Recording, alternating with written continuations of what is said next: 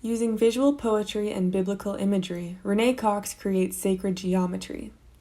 She places herself and her human models both centrally in and enveloping a feeling of spirituality and power.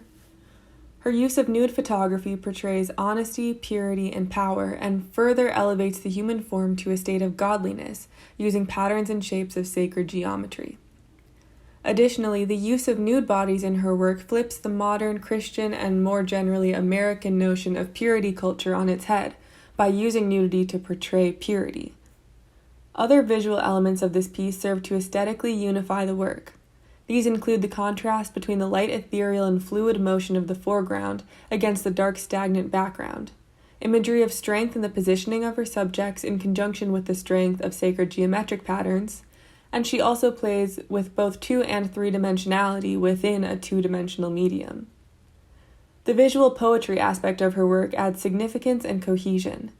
Beginning with an introduction and immediately claiming herself as the goddess, she establishes the concept of oneness with God and the self as sacred. She ends her work with the line, "The goddess who does not require validation from anyone is the most feared force on the planet." This both ties together the body of her work by bringing us back to the beginning and heightens the feelings of power and strength which run throughout.